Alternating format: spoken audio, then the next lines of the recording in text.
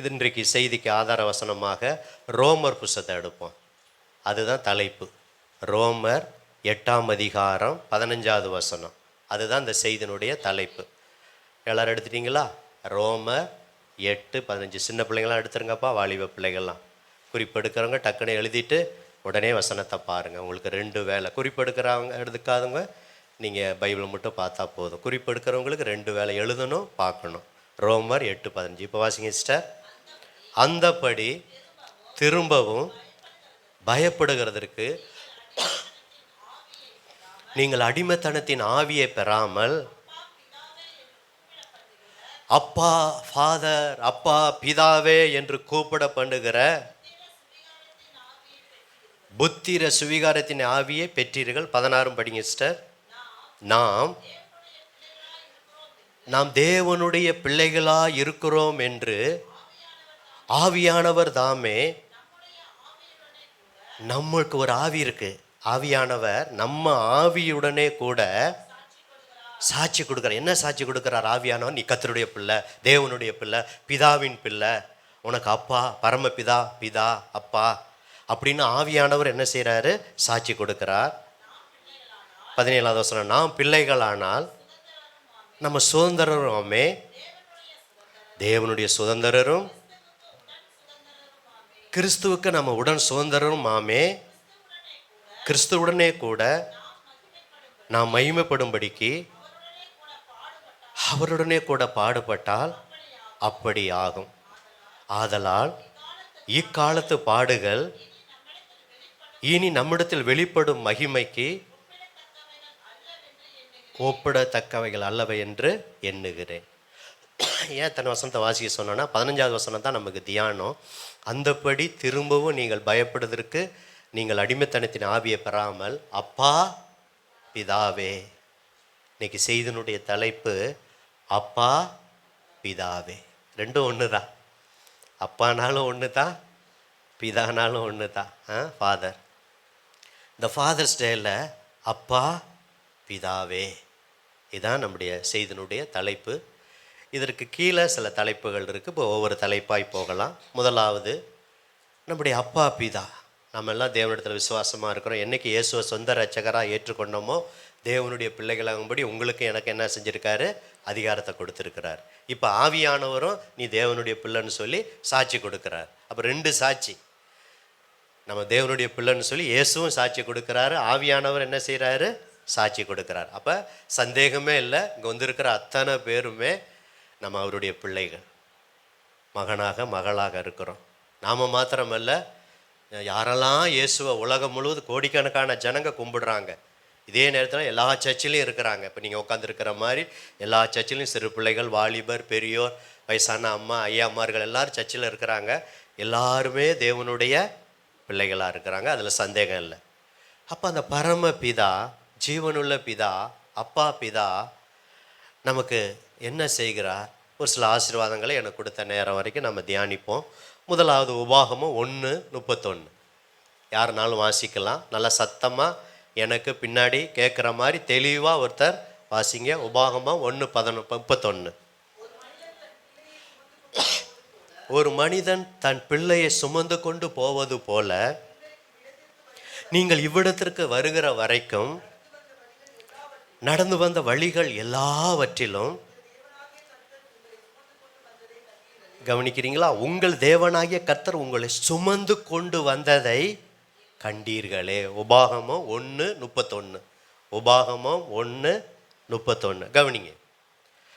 மோசே அந்த இடம் வரைக்கும் வரும்போது அடுத்த ஜெனரேஷன். உபாகமம் எழுதுனதே முன் சந்ததியெல்லாம் நிறைய பேர் இறந்துட்டாங்க. அடுத்த நெக்ஸ்ட் ஜெனரேஷனுக்காக தான் உபாகமம் புஸ்தகத்தை எழுதுகிறார். அதில் 1ஆம் அதிகாரத்தில் இன்னும் அந்த கானான்லாம் சுதந்திரிக்கல. அந்த யோர்தானுக்காக அப்புறம் வராங்க. யோசுவா தலைமையை ஏற்று தான் யோர்தானை கடக்கிறாங்க. பாருங்கள், எகிப்தில் அடிமைத்தனத்திலேருந்து விடுவித்து ஒவ்வொரு இடமா, அது என்னாமத்தில் போட்டிருக்கேன் எந்தெந்த இடம் வந்தாங்கன்னு சொல்லி, ஒவ்வொரு இடமா பாளையம் இறங்கி ஒரே 40 வருஷத்தை ஒரே நாளில் கடந்துடல. அப்போ ஒரு சில இடத்துல 1 மாதம், சில இடத்துல 5 நாள், சில இடத்துல 10 நாள், சில இடத்துல பல மாதங்கள், சில இடத்துல வருஷ கணக்கில், இப்படி ஒவ்வொரு இடமா பாளையம் இறங்கி இப்போ உபாகமம் 1ஆம் அதிகாரத்தில் மோசே இருக்கிறார், இன்னும் இறக்கலை. அப்புறம் அவர் இறந்த பிறகு தான் யோசுவா அந்த பொறுப்பை எடுத்துக்கிறார். அப்போ அவர் ஒரு வார்த்தை சொல்கிறாரு, உபாகமம் 1:31, அதான் வாசிக்க கேட்டோம். இப்போ நான் வாசிக்கிறேன். ஒரு மனிதனா தகப்பன் தகப்பன் தன் பிள்ளையை சுமந்து கொண்டு போவது போல நீங்கள் எல்லாரையும் சபையார் லட்சக்கணக்கான மக்களை பார்த்து சொல்கிறாரு, நீங்கள் இவ்விடத்திற்கு இன்னும் கானானுக்கு போகலை. உபாகமம் 1 அதிகாரத்தில் அந்த மலை தேசத்தில் இருந்தது போதும் நீங்கள் போங்கங்கிறாரு. அப்புறம் தான் யோசுவா பொறுப்படுத்துக்கிறாரு. அப்போ இவ்விடத்துக்கு வருகிற வரைக்கும், அங்கிருந்து நீங்கள் எகிப்திலிருந்து இவ்விடத்துக்கு வருகிற வரைக்கும் நீங்கள் நடந்து வந்த வழிகள் எல்லாவற்றிலும் உங்கள் தேவனாகிய கர்த்தர் உங்களை என்ன செஞ்சார்? சுமந்து கொண்டு வந்தார். பார்த்தீங்களா? சுமந்து கொண்டு வந்ததை கண்டீர்கள். அப்போ நம்முடைய பரம தகப்பன், நம்முடைய அப்பா, ஃபாதர், அவரை குறித்து நம்ம தியானிக்கும் போது இந்த ஃபாதர்ஸ் டேயில் பரம தகப்பனை தான் இன்றைக்கி அதிகம் தியானிக்கிறோம். கடைசி குறிப்பில் உலக தகப்பனை தியானிக்க போகிறோம். போன வாரம் ஆவிக்குரிய தகப்பன் ஃபாதரை செய்தியில் கேட்டுட்டோம். அவர் சந்தோஷமாக இருக்க நீங்கள் என்ன செய்யணும், நீங்கள் அதை செஞ்சீங்கன்னா நீங்கள் நல்லா இருப்பீங்க. அப்போ போன வாரம் செய்தி நீங்கள் நல்லா இருக்க தான் ஆண்டவர் கொடுத்துருக்காரு. எந்த தலைப்புமே பலிபீடத்துலேருந்து வரும்போது அதை உள்வாங்கி அந்த வசனத்தின் பிரகாரம் ஏற்றுக்கொண்டீங்கன்னா நிச்சயம் உங்களுக்கு ஆசீர்வாதம். வெறுமையானா எல்லா தலைப்புக்கும் வசனத்தோடு தான் நான் பேசுகிறேன். வசனம் இல்லாமல் எந்த தலைப்பிலும் பேசலை. இப்போ இன்றைக்கி அப்பா, ஃபாதர், பரம தகப்பன், இப்படி நீங்கள் எந்த தலைப்புனாலும் நீங்கள் போட்டுக்கலாம். நல்ல பிதா, ஓகே. அவருடைய சுபாவத்தில் ஒன்று சுமக்கிற தகப்பன். யோசிச்சு பாருங்கள். இப்போ எனக்கு வயசு 57. இந்த 57 வயசு வரைக்கும் என்றைக்கு நான் தாயின் வயிற்றில் பிறந்தனோ அன்னையிலிருந்து இன்ன வரை என்னை சுமந்து கொண்டு வந்தா. அதே போல் உங்களுக்கு எத்தனை வயசு? 70 வயசா? அம்மா 60 வயசா? சிஸ்டர் 30 வயசா? தம்பி 10 வயசா? 15 வயசா? வாலிப தம்பி 25 வயசா? 28 வயசா? இந்த வரைக்கும் அதை தான் ஒரு செய்தியை தியானிக்கும் போது நம்மளை கம்பேர் பண்ணணும். அப்போ அவங்கள அந்த இடத்து வரைக்கும் சுமந்து கொண்டு வந்தா. அப்போ இங்கே வந்திருக்கிற அத்தனை பேரும் நம்ம அவருடைய பிள்ளைகளாக இருக்கிறோம். நான் பாஸ்டாக இருந்தாலும் அது பொறுப்பு, ஆண்டவர் கொடுத்த உத்தியோகம், மேய்ப்பன் உத்தியோகம். அப்போ நானும் தேவனுடைய பிள்ளை தான். அப்போ பிள்ளைகளாகிய உங்களையும் என்னையும், சிறு பிள்ளைகளையும் வாலிப பிள்ளைகளையும் எல்லாரையும் இந்நாள் வரைக்கும் ஆண்டவர் ஒரு தகப்பன் தோளில் என்ன செய்யுது? சுமந்து கொண்டு போவது போல் வந்தார். நல்லா கவனிங்க, சின்ன பிள்ளைங்க கவனிங்கப்பா, பேசாதீங்க, என்ன கவனிங்க. இதே தான் சண்டே கிளாஸில் பண்ணுறீங்க. இங்கே ஒழுங்காக இருந்தீங்கன்னா அங்கே சண்டே கிளாஸ் டீச்சர்லாம் உங்களை குறித்து ரிப்போர்ட் சொல்கிறாங்க, கீழ்ப்படிய மாட்டுறாங்கன்னு. அந்த பேரை எடுக்கக்கூடாது, ரைட்டுங்களா? பெற்றோர்கள் இங்கே கோச்சிக்கக்கூடாது. பிள்ளைகளை நான் தான் என்ன செய்வேன்? உரிமையோடு கண்டிப்பேன். அதே நேரத்தில் அன்பாகவும் இருப்பேன். சரி, என்ன கவனிங்க, என்னை பாருப்பா, பிள்ளைகளை என்னை பாருங்க, கீழே முடியாது. அப்போ உங்களே என்னையும் ஆண்டவர் சுமந்து கொண்டு வந்தால் அதில் தவறில்லை. இந்த பிள்ளைகளுக்கு சுமக்கிறது இன்றைக்கெல்லாம் தெரியாது. நீங்கள் பழைய திருவிழா நடக்கும்போது பழைய காலத்து கிராமத்தெல்லாம் பார்த்தீங்கன்னா குழந்தைய எங்கே போட்டுக்குவாங்க? தோலில் போட்டுக்கிட்டு நடப்பாங்க. இப்போல்லாம் ஃபேஷன் மாறி போச்சு. ஆட்டோ எடுக்கிறோம், கார் எடுக்கிறோம், சைக்கிள் இருக்குது, 2 வீலர் இருக்குது, அதில் ஏற்றிட்டு போகிறோம். ஆனால் கிராமத்தில் பார்த்தீங்கன்னா இன்றைக்கும் தகப்பன்மார்கள் என்ன செய்வாங்க? தோலில் சுமந்து ஊருக்கு நடந்து வரும்போது, அப்போல்லாம் பஸ் வசதி இல்லாதவங்க நடப்பாங்க, ரைட்டுங்களா? சுமை தாங்கின்னு ஒரு இடம் இருக்கும், 2 கல் போட்டு குறுக்கப்படி போட்டு அதில் கொஞ்சம் குழந்தைய உட்கார வச்சுட்டு அப்புறம் கிராமத்துக்கு என்ன செய்வாங்க?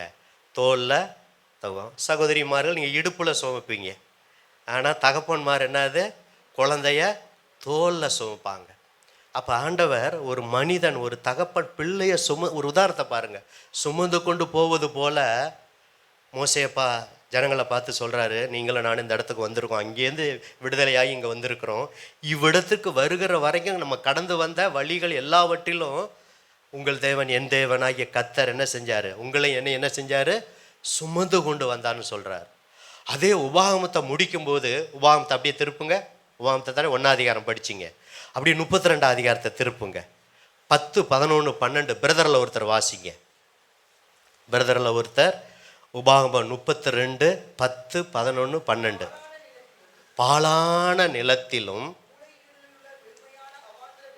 நீங்களும் நானும் பாழான நிலத்தில் இருந்தோம், ஊழையிடுகிற வெறுமையான ஒரு அவாந்திர வெளியில் இருந்தோம். அப்போ இஸ்ரவேல் ஜனங்களை எங்கேருந்து கண்டுபிடிச்சாராம்? உபாகமம் 32, 10 சொல்லுகிற பிரகாரம் பாழான நிலத்தில் எகிப்தில் இருந்தாங்க. ஊழையிடுதல் உள்ள வெறுமையான ஒரு அவாந்திர வெளியில் இருந்தாங்க.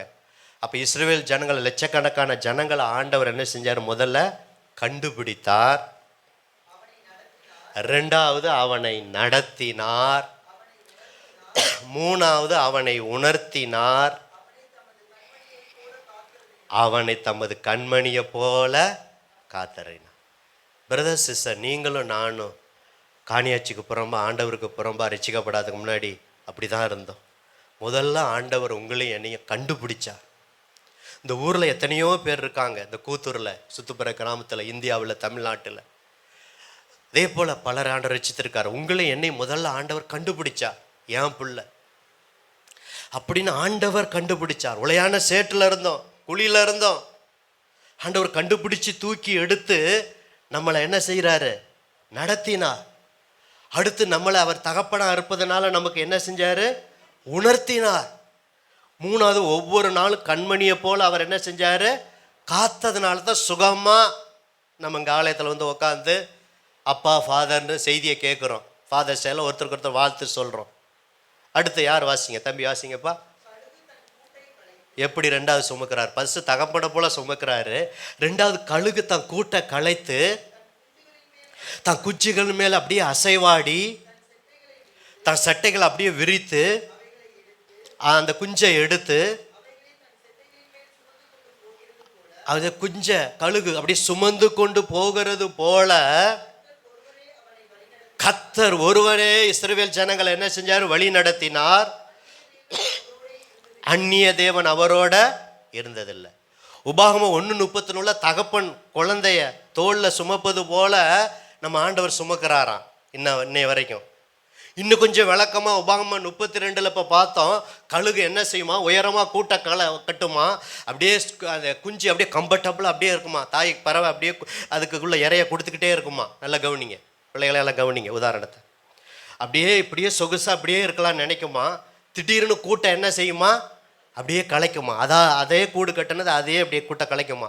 இப்போ முள் பஞ்செல்லாம் போன பிறகு முள் என்ன செய்யுமா? குஞ்சு அப்படியே முள் குத்துமா. அப்படியே அந்த குஞ்சு கழுகு குஞ்சு அப்படியே குத்திக்கிட்டு இருக்கும்போதே டக்குன்னு ஒரு குஞ்சு என்ன செஞ்சிடும்? அப்படியே தூக்கிக்கிட்டு சட்டையில் வச்சுக்கிட்டு என்ன செய்யும்? அதான் ஃபஸ்ட்டு பறக்கிறது. அதுக்கு முன்னாடி அது பறக்கலை, கம்ஃபர்டபுளாக அங்கேயே உயரமான இடத்துல இருந்துச்சு.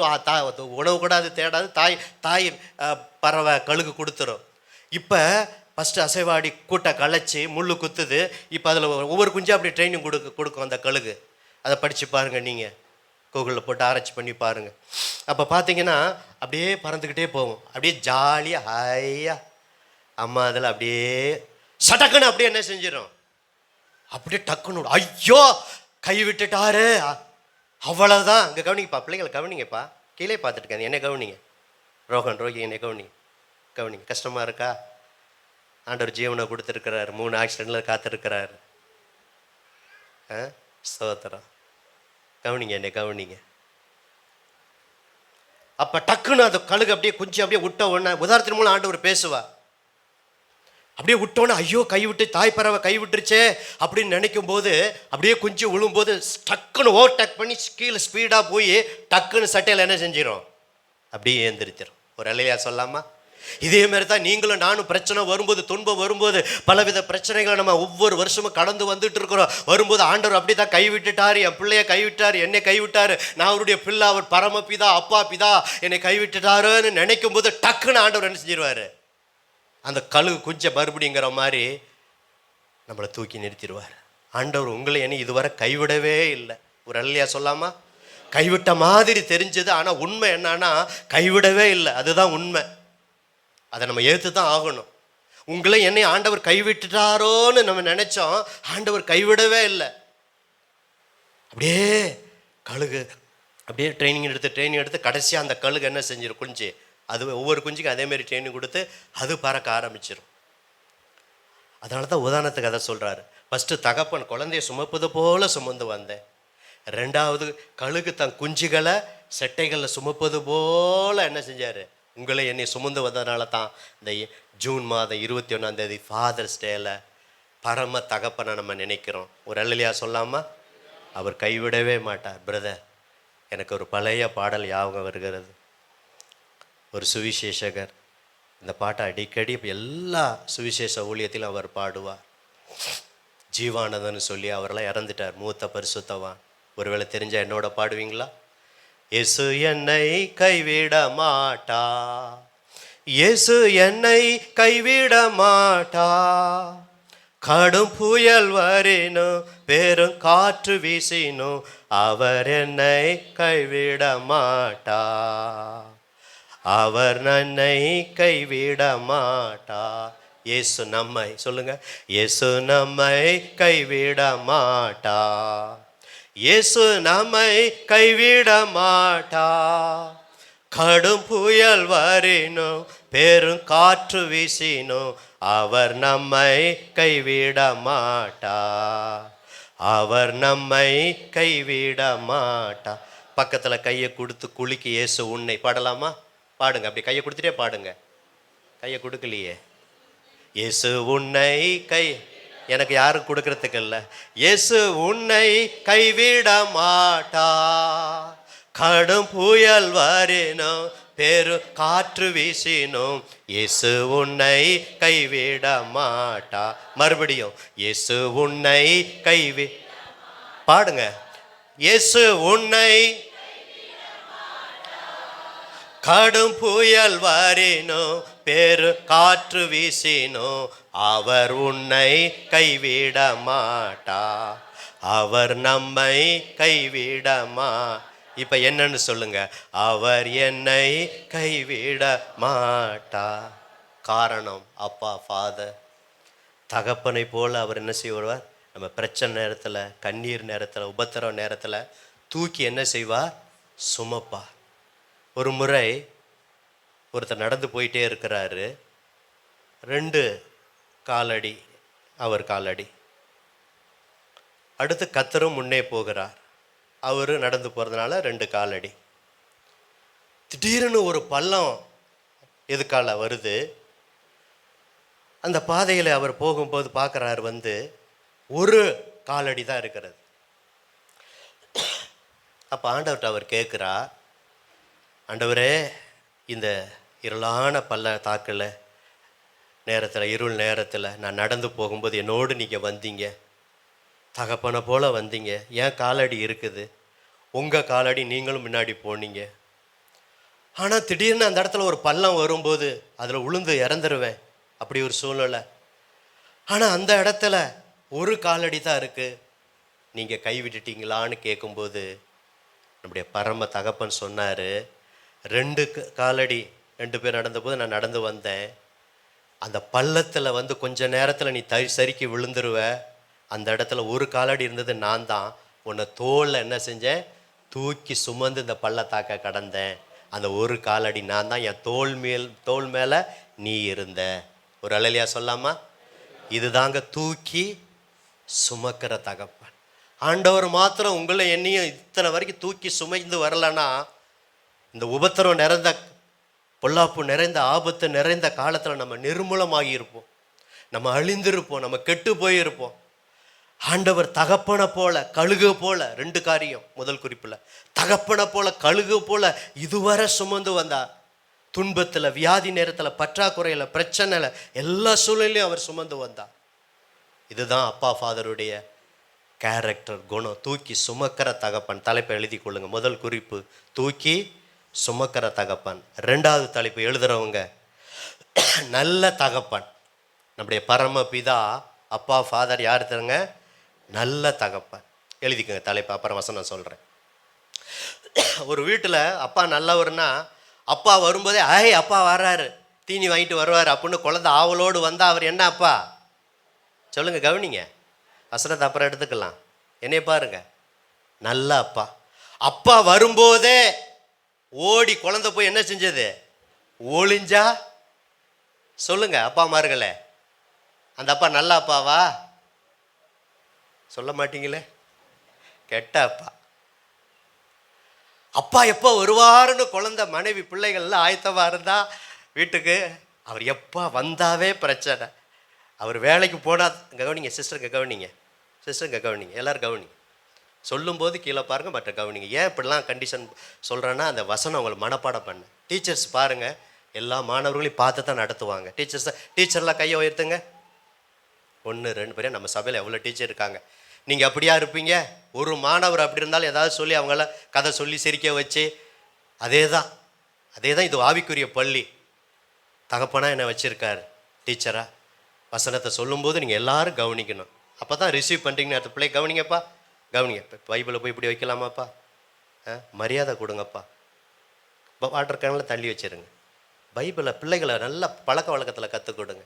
நம்முடைய தகப்பன் நல்ல தகப்பன், அவருடைய சுபாவம் நம்ம எல்லாருக்கும் வரணும்னு தான் இந்த செய்தி ஆண்டவர் கொடுக்குறார். இப்போ லூக்கா 11:11 இப்போ படிங்க, எடுங்க, திருப்புங்கப்பா. கண்ணத்திலலாம் கையை வைக்காதீங்க, நல்லா சுறுசுறுப்பாக திருப்புங்க.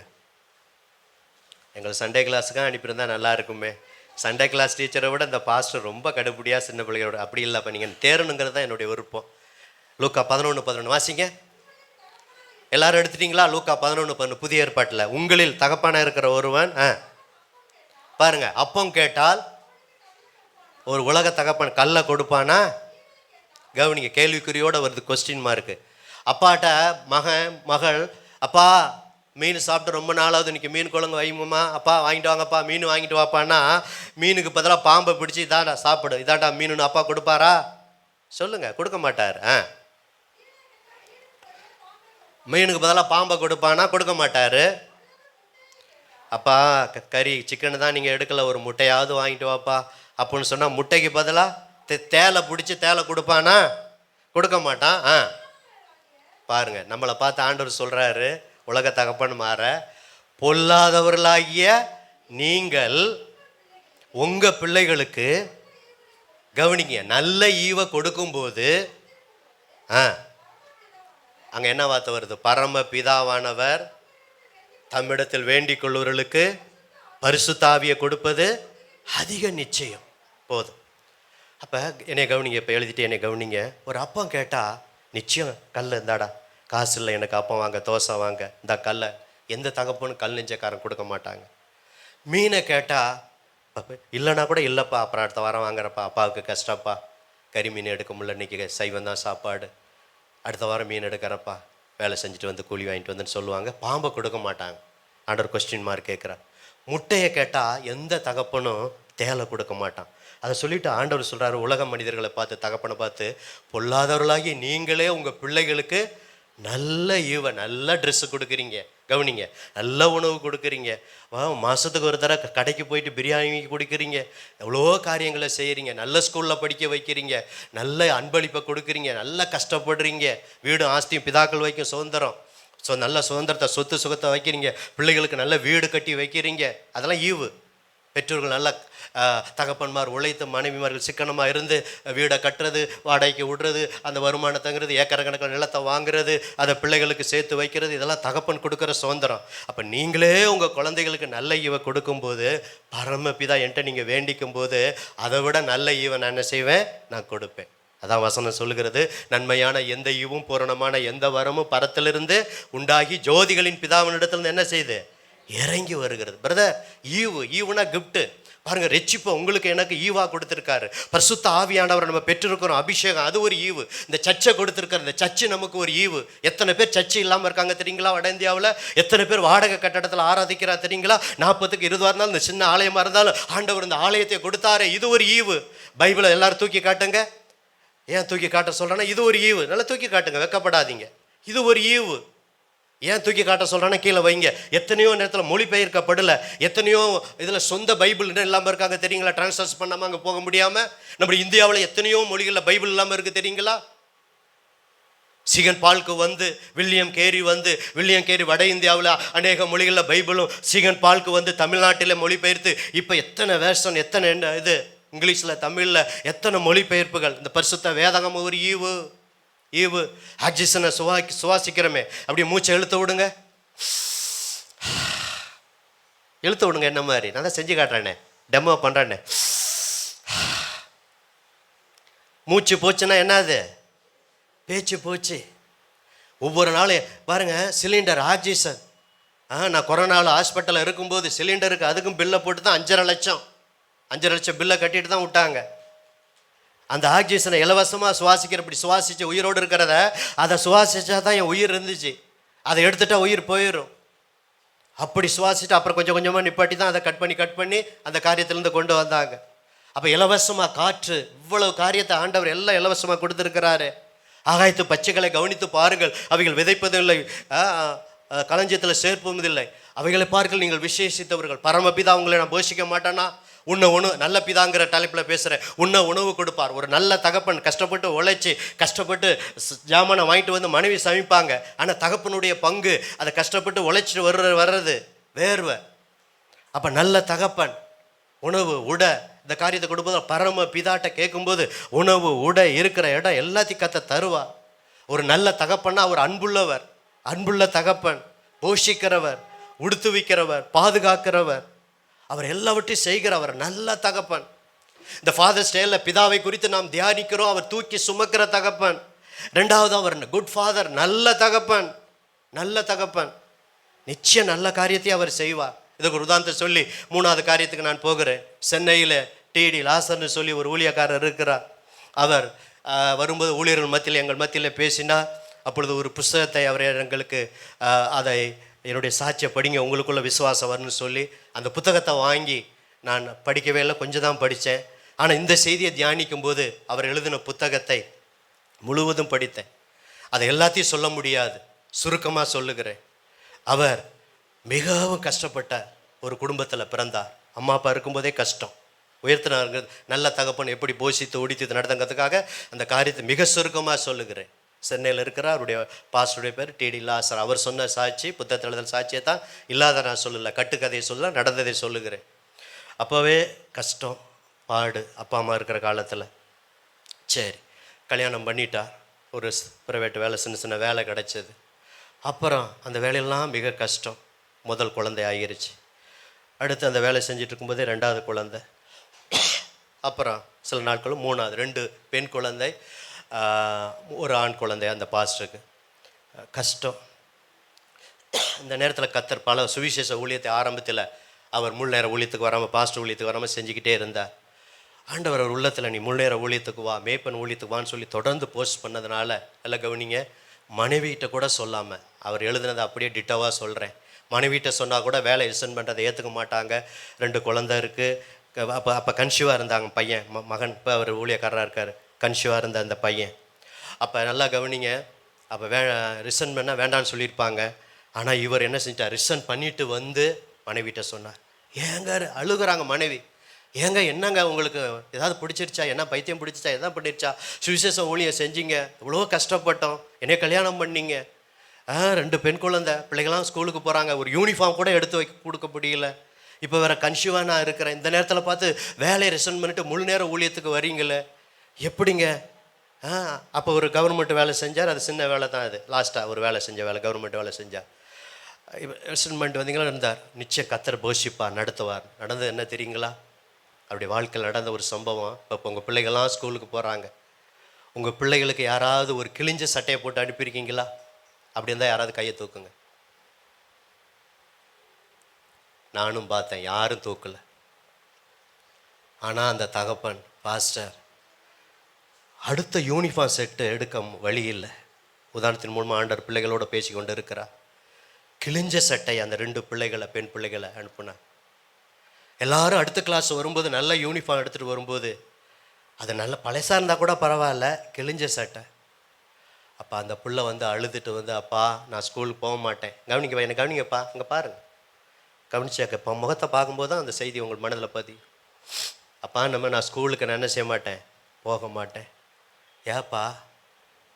யூனிஃபார்ம் இருக்குப்பா, பழசு தான், பரவாயில்ல, நான் இது வரைக்கும் போயிட்டு இருந்தேன். இப்போ என்ன பின்னாடி என்ன இருக்குது, ஓட்டையாக இருக்குது, பிள்ளைகள்லாம் என்னை கிண்டல் அடிக்கிறாங்க. நடந்த சம்பவம். அப்படியே 2 கரங்களை உயர்த்தி, பரம தகப்பனே, ஊழியம் செஞ்சேன், வேலை செஞ்சேன், அப்போல்லாம் சில கொஞ்சம் இருந்துச்சு, அதை வச்சு பிள்ளைகளை காரியங்களை செஞ்சேன். இப்போ வேலையை ரிசைன் பண்ணிட்டேன். பிள்ளைகள் இப்படி வராங்க, 2 பிள்ளைகள் வயிற்றில் வர பிள்ளையாக இருக்குது. பரம தகப்பன் என்னை போஷிங்கன்னு 2 கரங்களை வானத்துக்கு நேராக உயர்த்தி கண்ணீரோடு ஜெபிக்க ஆரம்பித்தார். நடந்தது என்ன தெரியுங்களா? இந்த ஊழியக்காரர் எப்போ கையை உயர்த்தி ஜெபிக்க ஆரம்பித்தாரோ அதே நேரத்தில் ஒரு விசுவாசி அவங்க பிள்ளைக்கு, அவங்க நல்ல வேலையில் இருக்காங்க, 2 யூனிஃபார்ம் ட்ரெஸ்ஸு 2 செட்டாக எடுக்க போகும்போது திடீரென்று கடையிலேயே ஆவியானவர் பேசி அந்த பாஸ்டர் பிள்ளைங்க கஷ்டப்படுறாங்க, அதெல்லாம் கேள்விப்பட்டிருப்பாங்கல்ல விசுவாசி. நம்ம பிள்ளை நல்லா இருக்கு, பாஸ்டருடைய பிள்ளை இப்படி இருக்கு அப்படின்னு சொல்லி அந்த விசுவாசி உள்ளத்தில் பேசி அப்போவே 2 ட்ரெஸ் எடுத்துகிட்டு வந்து அந்த பாஸ்டர்கிட்ட வந்து அன்னைக்கே வந்து கொடுத்தாங்க. ஒரு அல்லேலூயா சொல்லாமா? அடுத்து வீட்டில் வறுமை, ஒரு ஃப்ரிட்ஜு கிடையாது, வாஷிங் மிஷின் கிடையாது. கர்த்தர் இப்படி ஒவ்வொரு சாட்சியாய் அந்த புத்தகத்தில் எழுதியிருக்கிறாரு. ஒரே நேரத்தில் 2 பொருள் வாங்குற அளவுக்கு ஒரு காணிக்கை வந்துச்சு. ஃபஸ்ட்டு ஒரு பொருளுக்காக தான் வந்துச்சு, அதே பொருளுக்காக 2 காணிக்கை வந்துருச்சு. உதாரணத்துக்கு சொல்கிறேன்னே, ஃப்ரிட்ஜு வாங்குறதுக்கு ஒரு காணிக்கை வந்துச்சு, இதை ஃப்ரிட்ஜு வாங்கிக்க பாஸ்டர். இது எப்படி அந்த அந்த இன்னொரு ஊழியக்காரருக்கு தெரியும்னா, பழம் வாங்கி நிறையா கொடுத்தார். அவர் அந்த எத்தனை பிள்ளைகளோ அத்தனை பழத்தை மட்டும் எடுத்து, ஒன்று கன்சிவாக இருக்காங்க, 2 பிள்ளைங்க இருக்காங்க, 4 பேர், 4 பழத்தை மட்டும் எடுத்துட்டு மீதி பழத்தை கொடுத்துட்டார். அவர் 3 கிலோக்கு மேலே வாங்கி கொடுத்துருக்காரு பாஸ்டர்னு சொல்லி வச்சுட்டு சாப்பிட்டோன்னு. அப்போ சொன்னார், இல்லை எனக்கு ஒரு 4 பழம் போதுன்னு எடுத்துக்கிட்டு. ஏன் பாஸ்டர்னா, ஃப்ரிட்ஜ் இல்லை, பழம் கெட்டு போயிடும், ஃப்ரிட்ஜில் வைங்கன்னு அவர் சொல்கிறாரு. அந்த வார்த்தையை சொல்கிறார், ஃப்ரிட்ஜில் வச்சு சாப்பிடுங்கன்னு. இல்லை ஃப்ரிட்ஜ் இல்லை, பழத்தை வைக்க கெட்டு போயிடும், 4 பழம் போதும்.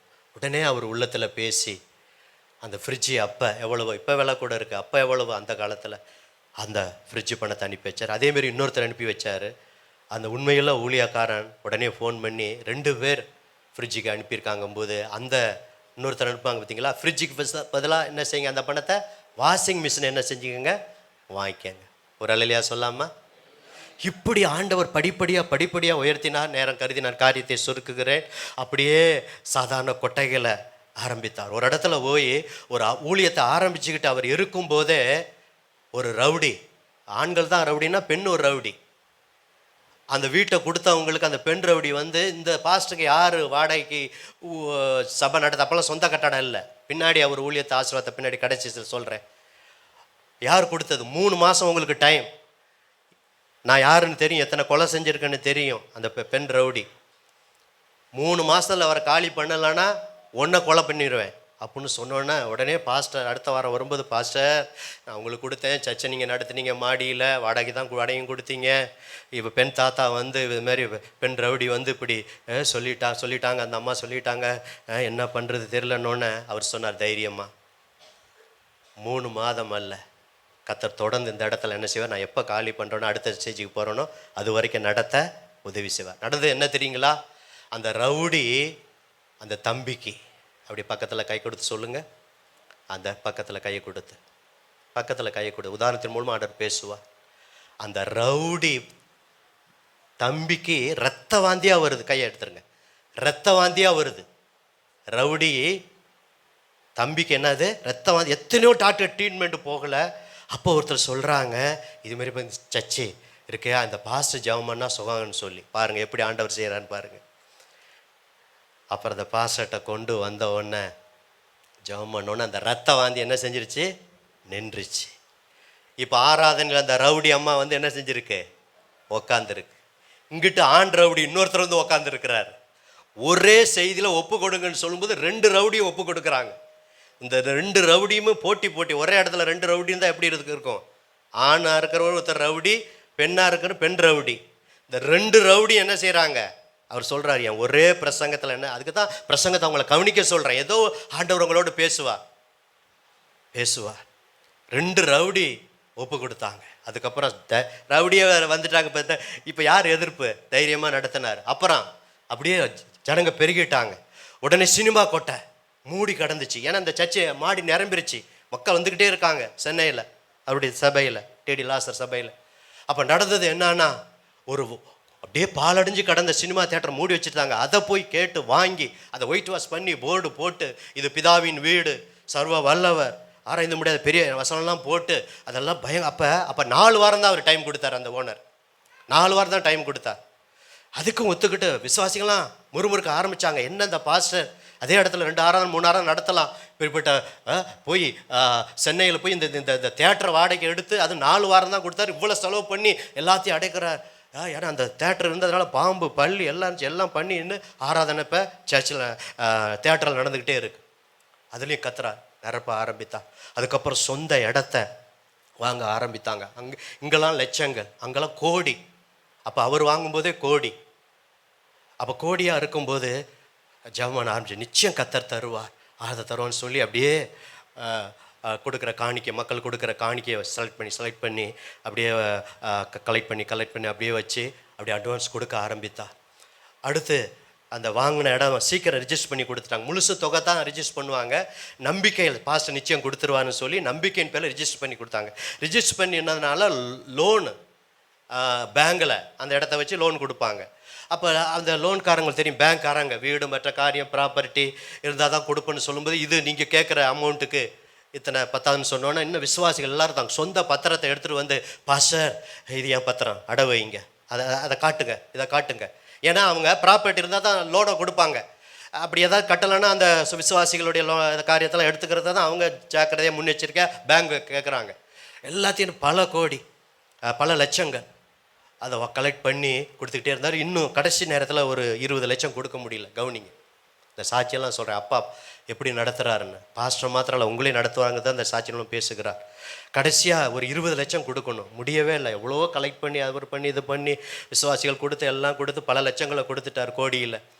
20 லட்சம் லாஸ்ட்டாக கொடுக்கல. அப்போ பேங்க் மேனேஜர் வந்து டைமை கொடுக்குற ஆர்சி மேனேஜர் அவர், இது இல்லைன்னா உங்களை நாங்கள் எல்லாத்தையும் பண்ணிடுவோம், இது பண்ணிடுவோம், கேன்சல் பண்ணிடுவோம், இதை இடத்த நாங்கள் இது பண்ணிடுவோம், நோட்டீஸ் ஒட்டிடுவோம் அப்படின்னு சொன்னும்போது விசுவாசிகள் ஒரு 21 நாள் உபவாசம் பண்ணி ஜெபிக்க ஆரம்பித்தார். நல்ல தகப்பனே, எங்களுக்கு வீடை கேட்கல ஆண்டவரே, ஐயா உமக்கு வீடு விசுவாசத்தில் கொடுத்தார், இவ்வளோ பேர் கொடுத்துட்டாங்க, இன்னும் ஒரு லாஸ்ட்டாக கோடியில் ஒரு 20 லட்சம் தான் கொடுக்கணும், நீங்கள் உதவி செய்யுங்க ஆண்டவரேன்னு நல்ல தகப்பன்ட்ட அந்தரங்கத்தில் பைபிளில் போட்டிருக்கு, அறக்கதவை பூட்டி அந்தரங்கத்தில் இருக்கிற உன் பிதாவை நோக்கி ஜெபம் பண்ணு, அந்தரங்கத்தில் பார்க்குற உன் பிதா என்ன செய்வார், வெளியரங்கமாக பதில் அளிப்பார்னு சொல்லி விசுவாசிகளையும் சர்ச்சிலையும் வந்து ஜெபிக்க ஆரம்பித்தார். சர்ச்சில் அவரும் அந்தரங்கத்தில் போய், ஆண்டவர் இயேசுவே இந்த இடத்த நாங்கள் விடக்கூடாது, இத்தனை லட்சம் கொடுத்துட்டோம், லாஸ்ட்டாக 20 லட்சம் மேனேஜர் தான் டைம் கொடுத்துருக்கான்னு சொல்லும்போது, கவனிங்க, நீங்கள் நம்ப மாட்டீங்க, நீங்கள் நம்பினாலும் நம்பாட்டாலும் அந்த புத்தகத்தில் இருக்க, வேணா அந்த புத்தகத்தை கேளுங்க, நான் உங்கள்கிட்ட கொடுக்குறேன், படித்து பாருங்கள்.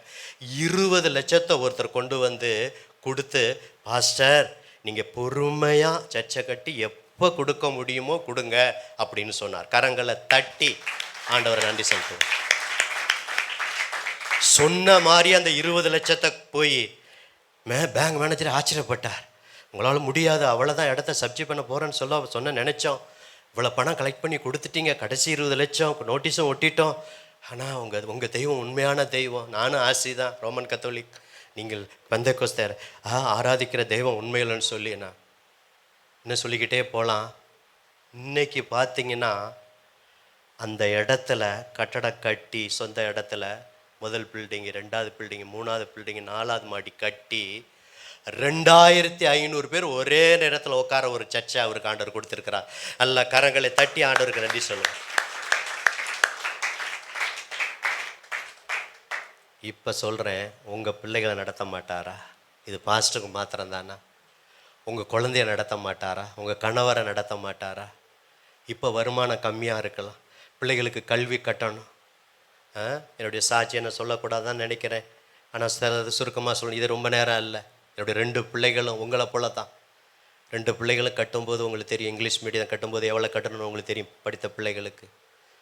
அடுத்து கவர்மெண்ட் ஸ்கூல் மற்றபடி போனாலும் அந்த ஆரம்பத்தில் ஒரு 10,000 5,000 கட்டணும், 2 பிள்ளைகளுக்கும் கட்டணும். யோசிச்சு பாருங்கள். அடுத்து என் மகள் காலேஜ் படிக்கும்போது, அடுத்து என் மகன் காலேஜ் படிக்கும்போது, அடுத்து பைபிள் காலேஜ் படிக்கும்போது 3 வருஷம் சபையிலிருந்து வருகிற 1 ரூபா பணத்தை கூட என் பிள்ளைகளுடைய படிப்புக்காக எடுக்கலை. நானும் என் மனைவி முழங்கால் போட்டு ஜெபிக்க சில நேரம் கைமாத்தும் வாங்கணும், அந்த நேரத்தில் கட்டி ஆகணுமே, படிப்பு நின்றுடக்கூடாது. பிஷப் கேப்பரில் என்னுடைய மகள் 3 வருஷம், என் மகனும் 3 வருஷம், பிறகு பைபிள் காலேஜ் 3 வருஷம், என்னுடைய மகள் திருமண காரியம், எல்லாத்துக்கும் என் தகப்பனை நோக்கி நான் பார்க்கும்போது, இந்த நல்ல தகப்பன் நல்ல அந்தந்த நேரத்தில் கொடுத்ததுனால தான் இன்றைக்கு உங்கள் முன்பு நான் சாட்சியாக சொல்லுகிறேன். ஒரு அல்லேலூயா சொல்லாமா? இதை விட உங்கள் பிள்ளைகளை ஆண்டவர் படிக்க வைத்திருக்கிறார். போன வருட கல்வி கட்டணத்தை சந்தித்த ஆண்டவர் இந்த ஆண்டு கல்வி கட்டணத்தை சந்திப்பார். அல்லேலூயா. முழங்கால போட்டு பிள்ளைகளை முழங்கால போட வச்சு நீங்களும் குடும்ப ஜபத்தில் பரம தகப்பனை நோக்கி பாருங்க, கேளுங்க, நிச்சயம் ஆண்டவர் கர்த்தர் என்ன செய்வார்? தருவார். அவர் பரம்ப தகப்பன். தாவீது சொல்றார், நான் இளைஞனா இருந்தேன், நான் முதிர் வயதான, நீதிமானுடைய சந்ததி அப்பத்துக்கு இறந்து திரிந்ததை நான் பார்க்கல, நித்த இறங்கி கடன் கொடுக்குறான்னு சொல்லி தாவீது அனுபவமாக சொல்கிறார். நீங்கள் நீதிமானாய் இச்சிக்கப்பட்ட பிள்ளைகள் நீதிமானாய் கர்த்தருடைய பிள்ளையாக இருப்பதனாலே நீதிமானுடைய சந்ததி அப்பத்துக்கு இப்போ கஷ்டப்படலாம். ஆனால் ஒரு நாள் உங்கள் பிள்ளைங்க படித்து பட்டதாரியாக மாறி வேலை கிடைச்சி உங்கள் எதிர்காலத்தை கர்த்தர் என்ன செய்வார்? ஆசீர்வதிப்பா. இன்னும் நிறையா நான் சொல்லலாம். 4 காரியம் நான் எடுத்துகிட்டு வந்தேன். இப்போ அதில் 2 குறைச்சிட்டு உலகப்பரவான தகப்பனுடைய சுபாவத்தை சொல்லி நான் முடிக்க விரும்புகிறேன். ஃபஸ்ட்டு தூக்கி சுமக்கிற தகப்பன், 2வது நல்ல தகப்பன். இன்னும் 2 நல்ல தகப்பன்னு தலைப்பு எழுதிட்டு வந்தேன். ஏன்னா ஃபாதர்ஸ் டேயில் பிள்ளைகளுக்கும் ஆண்டவர் பேசணுங்கிறதுக்காக அந்த 2 தலைப்பை கட் பண்ணிவிட்டு பிள்ளைகளோடு உங்களோட பேசுகிறேன். பிள்ளைகளா கவனிங்க. நீங்கள் பெரியவங்களும் பிள்ளை, உங்கள் அப்பா அம்மா இருப்பாங்க. ஒரு சிலருக்கு என்ன மாரி இறந்துருக்கலாம் அப்பா. இப்போ ஒரு சிலர் அப்பா இருக்கலாம். அம்மாவுடைய அன்பு தெரியும் நமக்கு, அப்பாவுடைய தியாகம் தெரியாது. பிள்ளைகளே, அம்மாவுடைய அன்பு தெரியும் நல்லா. அம்மாமார்களை குறித்து பாஸ்டம்மா போன மாதம் தியானிச்சாங்க, அது அந்த செய்தி கேட்டிங்க. இப்போ அப்பாவை குறித்து தியானிக்கிறோம். பரம தகப்பனை தியானிச்சு இப்போ உலக அப்பா, உங்களை பெற்றெடுத்த அப்பாவை கடைசி குறிப்பில் உன் வாழ்நாள் நீடித்திருப்பதுக்கு நன்றாக இருப்பதற்கு உன் தகப்பனையும் தாயும் கனம் பண்ணுங்கன்னு சொல்கிறேன். அப்போ அம்மாவுடைய அன்பு தெரியும், அப்பாவுடைய தியாகம் தெரியாது. அம்மாவுடைய கண்ணீர் தெரியும், அப்பா கண்ணீர் விட மாட்டாங்க. ஆனால் தனித்து என்ன செய்வாங்க தெரியுங்களா? கண்ணீர் விடுவாங்க. நான் ஒரு தகப்பனாக இருக்கிறதுனால ப்ராக்டிக்கலாக பேசுகிறேன். வெளியில் கண்ணீர் விட மாட்டாங்க. ஜெபத்தில் அந்தரகத்தில் தனித்து இருக்கும்போது, என் பிள்ளைய இப்படி படிக்க வைக்க முடியலையே, நான் கூலி வேலை செய்கிறேன், என் பிள்ளை கூலி வேலை செய்யக்கூடாது, அவன் எப்படி, நான் ஒரு டிகிரி வாங்கலை, என் பிள்ளை ஒரு டிகிரி வாங்கணும். பிள்ளைகளை கவனிக்கிறீங்களா? என்னை கவனிங்க, கீழே குனிஞ்சிட்டு இருக்காதீங்க. என் பிள்ளை ஒரு டிகிரி வாங்கணும் அப்படின்னு சொல்லி அம்மா கண்ணீர் விடுவாங்க. அம்மாவுடைய கண்ணீர் உங்களுக்கு தெரியும், ஆனால் அப்பாவுடைய வேர்வை தெரியாது. வேர்வைனா உழைப்பு. அம்மா முத்தம் கொடுப்பாங்க, அம்மாவுடைய முத்தம் தெரியும். ஆனால் அப்பாவுடைய காயம் பிள்ளைகளுக்கு என்ன செய்யாது? தெரியாது. அம்மா இட்லி மாதிரி. சொல்லுங்கள் பக்கத்தில் கையை கொடுத்து, சகோதரிமார்கள், அம்மாமார்களே, நீங்களாம் இட்லி மாதிரி. தகப்பன்மார்களே, அந்த இட்லி வேகிற துணி வேட்டி இருக்குது பார்த்தீங்களா? கஷ்டத்தில் சில நேரம் வேட்டியை கிழிச்சு, ரேஷனில் கொடுக்குற வேட்டியை கிழிச்சு அதை கட்டிக்கலாம். அதை வெந்துக்கிட்டு இருக்கவங்க தான் நீங்கள். புரியுதுங்களா? அம்மா இட்லி ருசி தான், 2 பேத்துக்கும் பங்கு இருக்குது. ஆனால் அப்பா யார்? சொல்லுங்க சத்தமா. வெந்து கொண்டு இருக்கிற வேட்டினா அந்த அளவுக்கு அவங்க கஷ்டப்படுறாங்க. அதுக்காக தான் அதை சொல்கிறேன். புரியுதுங்களா? அம்மா தோசை மாதிரி.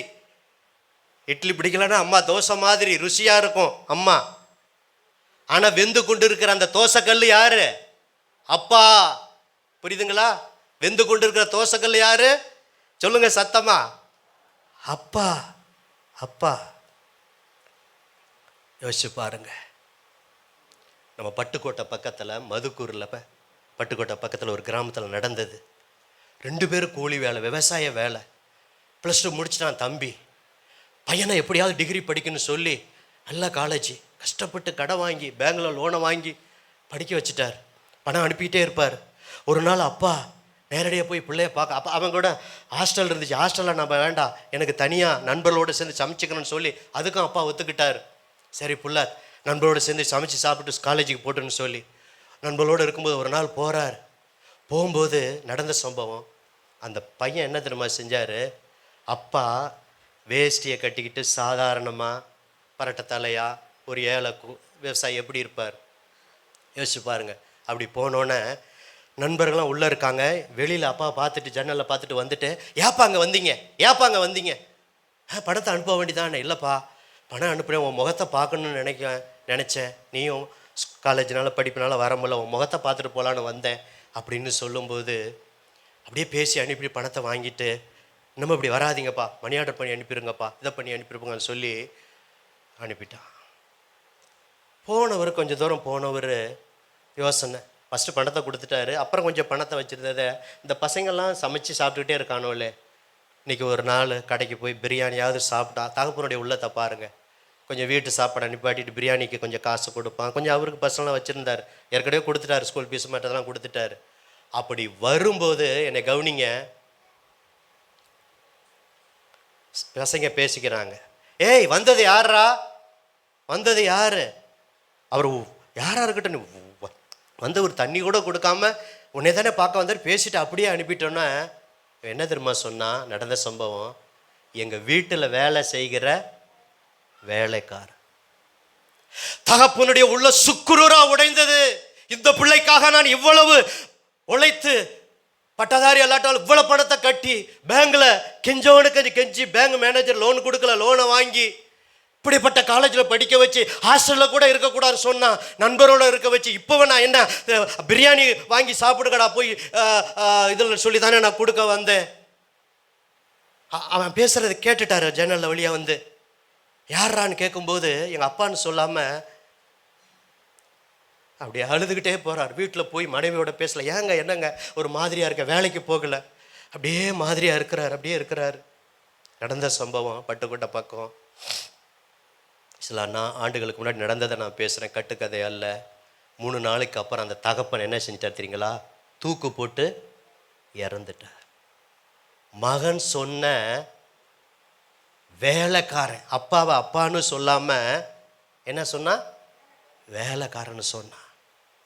இப்போ இருக்கிற பிள்ளைகளுக்கு நான் சொல்கிறேன், இப்போ உங்களுக்கு அழகு இருக்கலாம், நீங்களும் ஒரு நாள் அப்பாவாக மாறுவீங்க. மீசெல்லாம் முளைச்சிருச்சு, ஒரு சிலருக்கு தாடி முளைக்கும், கல்யாணம் ஆகும். இப்போ அவங்க அப்பா இளமையாக இருந்தார், இப்போ கொஞ்சம் தோல் சுருங்கும், தள்ளாடுவாங்க. எத்தனை வயசு ஆனாலும் இந்த ஃபாதர் சைடில் கொடுத்த செய்தியை மறக்கக்கூடாது. தகப்பன்னு நீங்கள் சொல்லணும், வெக்கப்படக்கூடாது. தாயின்னு சொல்ல என்ன செய்யக்கூடாது? வெக்கப்படக்கூடாது. நிறைய வசனம் நான் எழுதிட்டு வந்தேன். உங்களுக்கு அடுத்து ஒரு கிளாஸ் இருப்பதனால காரியத்தை நான் சுருக்கிறேன்.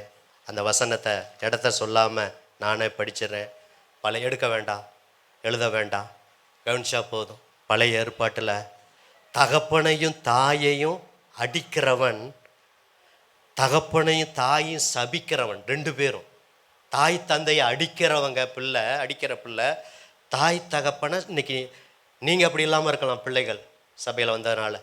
இன்னைக்கு உலகத்தில் பார்க்குற எத்தனையோ தாய் தகப்பனை அடிக்கிறாங்க, எத்தனையோ சபிக்கிறாங்க பிள்ளைகள். பழைய ஏற்பாட்டில் சொல்லிருக்கு, நிச்சயமாக கொலை செய்யப்பட கடவன் இருக்கு. தகப்பன் தாயை கண்ணப்படி தூசிக்கிறாங்க. அப்படி தூசிக்கிற பிள்ளைகள் சபிக்கப்பட்டவன் என்று வேதம் சொல்லுகிறது. அந்த தூசிக்கருடைய தீபம் காரில் அணைந்து போகும் என்று வேதம் சொல்லுகிறது. தகப்பன் தாயுடைய சொத்து தேவை, வீடு தேவை, நிலம் தேவை, வயசான காலத்தில் அடித்து துரத்துகிற, கொள்ளையடிச்சு சொத்தை கொள்ளையடிச்சு துரத்துகிற எத்தனையோ பிள்ளைகள்மார்கள் உலகத்தில் இருக்கிறாங்க. கர்த்தருடைய பிள்ளைகள் அப்படி இருக்கக்கூடாது என்பதற்காகத்தான் வசனம்லாம் எழுதிட்டு வந்து அதை சொல்லாமல் சொல்கிறேன். தகப்பனுக்கு செவி கொடுக்கறதே இல்லை, அசட்டை பண்ணுறாங்க இன்னைக்கு பிள்ளைகள். தகப்பன் அசட்டை, உன் பெற்ற தகப்பனுக்கு செவி கொடு. உன் தாய் வயது சென்றவளாகும் போது அவளை அசட்டை பண்ணாதே. இன்னைக்கு தகப்பனை அசட்டை பண்ணுறாங்க, தாயை அசட்டை பண்ணுறாங்க, சபிக்கிறாங்க, கொள்ளையடிக்கிறாங்க, துரத்துறாங்க. இந்த படிக்க வச்ச அந்த தகப்பனை வேலைக்காரன்னு சொன்னார் பற்றி, அவர் தற்கொலை பண்ணிக்கிட்டார். இன்னொரு தகப்பனை சொல்லட்டுங்களா? கஷ்டப்பட்டு உழைச்சி கலெக்டர் ஆக்கிட்டார். மகன் கலெக்டர் ஆகிட்டார். கலெக்டர் ஆனாலும் அப்பா தோட்டி வேலை, அந்த தோட்டி வேலை செய்கிற மாதிரியே ஃபோட்டோ எடுத்து வச்சு வீட்டில் ஃப்ரண்ட்டில் வச்சுருப்பார், யார் வர்ற இடத்துல.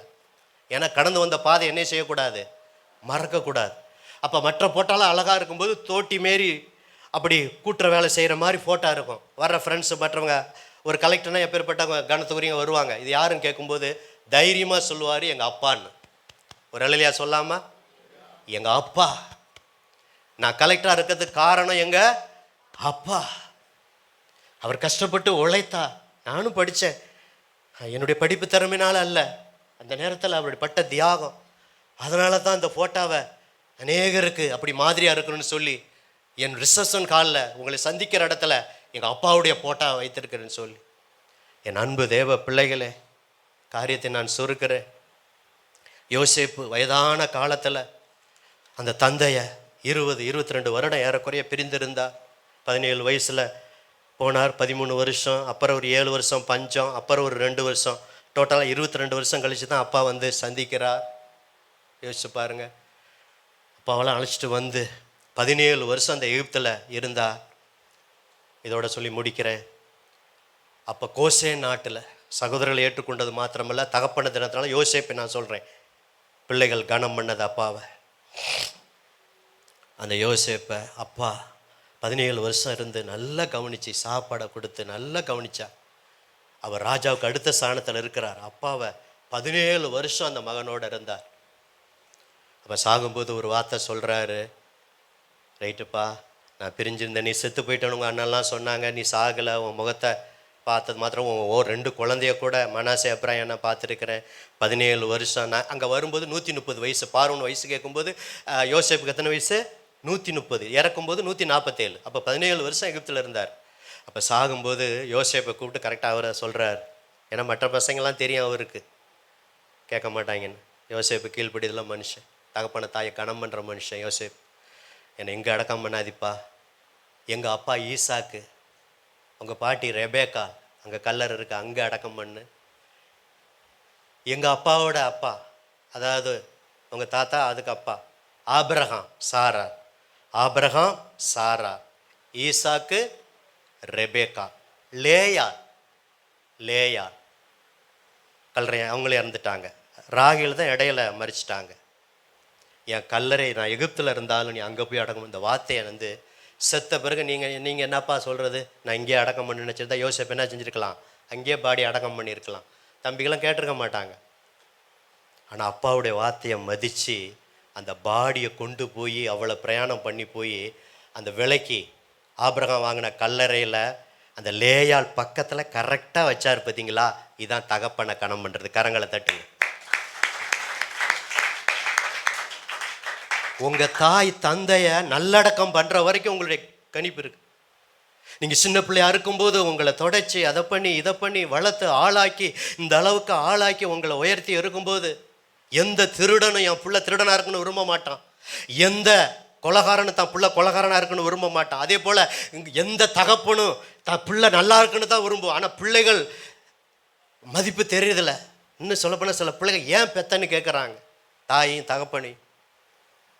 உங்களுக்கு அட்ரஸ் கொடுத்ததே, நீங்கள் ஸ்கூலில் சேரும்போதே இன்னாருடைய தகப்பன்னு அட்ரஸ் கொடுத்தது யாரு? உங்கள் தகப்பன்.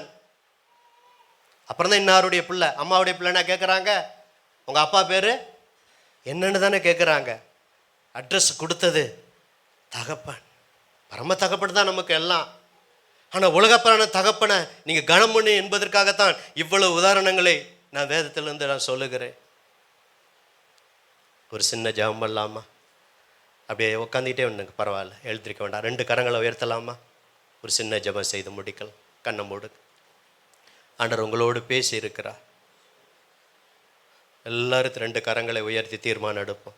பரிசுத்த நல்ல பிதாவே, இந்த ஃபாதர்ஸ் டேயில் 2 தகப்பனை குறித்து தியானித்தோம்.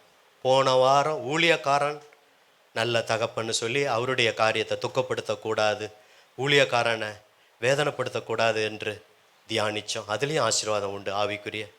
இப்போ பரம தகப்பனை தியானித்தோம். நீங்கள் தூக்கி சுமக்கிற தகப்பன். 2 கரத்தை உயர்த்தி இருக்கிறோம். இந்நாள் வரைக்கும் என்னையும் இங்கே வந்திருக்கிற கரம் உயர்த்தின பிள்ளைகளை இந்நாள் வரைக்கும் கொண்டு வந்தது நீங்கள் தான்ப்பா. தகப்பன் பிள்ளையை சுமப்பது போல, கழுகு சுமப்பது போல கற்றுக் கொடுத்து ஆண்டவரே கண்டுபிடிச்சி நடத்தி உணர்த்தி கண்மணி போல பாதுகாத்து அவாந்திர வழியில் பால நிலத்தில் கடந்தோம். எங்களை கண்டுபிடிச்சி உயர்த்தி இம்மட்டும் கனப்படுத்தி மேன்மைப்படுத்தி எங்களை வைத்திருக்கிறீரே, உமக்கு நன்றி ஆண்டவரே.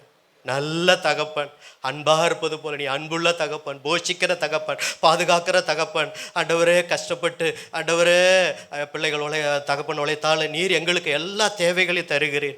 பாஸ்டர் டி லாசர் ஊழியக்காரனுடைய சாட்சியை நாங்கள் பார்த்தோம் அப்பா. இப்பொழுது கரம் உயர்த்தின பிள்ளைகளுக்கு, இந்த பிள்ளைகளுக்கு கல்வி கட்டணம் மற்றும் இந்த ஆண்டு படிக்க தேவைகள் எல்லாம் கத்தர் சந்திங்கப்பா. பெற்றோர்களுக்கு உழைக்க பலனை தாங்கப்பா. கஷ்டப்படுறாங்கப்பா, நல்ல பர்மனெண்ட் வேலையை கத்தர் தாங்கப்பா. ஆண்டவரே ஸ்தோத்திர. சொந்த வீடு இல்லாத இருக்கிறார்கள், அநேகர் சொந்த வீட்டில் இருக்கிறாங்க. அதற்காக நன்றி செலுத்துகிறோம். சொந்த வீடு இல்லாதவர்களுக்கு சொந்த வீட்டை தாங்கப்பா. ஆண்டவரே பிள்ளைகளை எக்காரணத்தை கொண்டு நீ என்ன சம்பாதிச்சு வைத்த என்ன வச்சேன்னு கேள்வி கேட்கக்கூடாது ஆண்டவரே. ஆண்டவரே ஸ்தோத்திரம். அவர்கள் கஷ்டப்படுறாங்க, உழைக்கிறாங்கப்பா. தகப்பனுடைய கஷ்டத்தை உணரணும் ஆண்டவரே, கண்ணீரை உணரணும். கடந்து வந்த பாதை பிள்ளைகளுக்கு இன்றைக்கு தெரியாமல் இருக்கிறது. கஷ்டப்பாடு பிள்ளைகளை சொகுசா வளர்ப்பதனால பிள்ளைகளுக்கு அந்த கஷ்டம், தாய் தகப்பனுடைய கஷ்டம் மேன்மை தெரியாதபடி இருக்கிறதப்பா.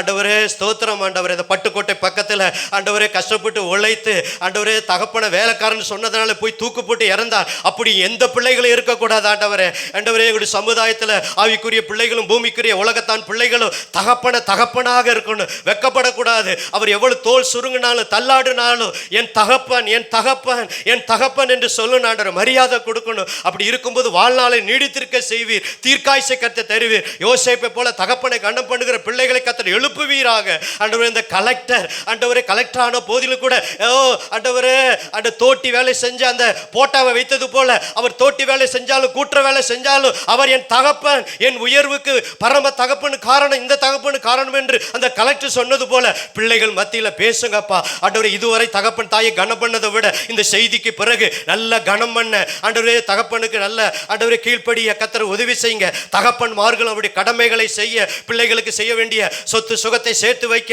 ஆண்டவரே, வீடு ஆஸ்தியும் பிதாக்கள் வைக்க சுதந்திரம் பெற்றோர்களுக்கு கடமையும் உண்டு. பெற்றோர்களும் பிள்ளைகளுக்கு சரியான வயசு வரும்போது திருமணத்தை நடத்தி வைக்க பிள்ளைகளுக்கு பெற்றோர்களுக்கு கத்தர் உதவி செய்யும்படியாய் நாங்கள் ஜெபிக்கிறோம் அப்பா. இந்த நாளில் எங்களோடு கூட நீ பேசினதற்காக நன்றி ஆண்டவரே. இப்பொழுது நாங்கள் கடந்து செல்லுகிறோம். இந்த ஆத்துமாதாய பயிற்சி முகாம் நடைபெற இருக்கிறது. அவர்களோடு நீங்கள் பேசுங்க. இயேசு கிறிஸ்து நாமத்தில் ஜெபிக்கிறோம் எங்கள் ஜீவனுள்ள நல்ல பிதாவே, ஆமேன். எல்லாரும் சேர்ந்து சத்தமா, என் ஆத்துமாவே கர்த்தரை ஸ்தோத்திரி, என் முழு உள்ளமே அப்படி பரிசுத்த நாமத்தை ஸ்தோத்திரி, என் ஆத்துமாவே ஸ்தோத்திரி, கர்த்தர் செய்த சகல உபகாரங்களையும் மறவாதே, ஆமேன். இன்று கர்த்தராகிய இயேசு கிறிஸ்துவின் கிருபை, பிதாவாகிய தேவனுடைய அன்பு, பரிசுத்தாவின் ஐக்கியம் இங்கே வந்திருக்கிற எல்லாரோடும் அனைவரோடும் சதா காலங்களிலும் இருப்பதாக, ஆமேன்.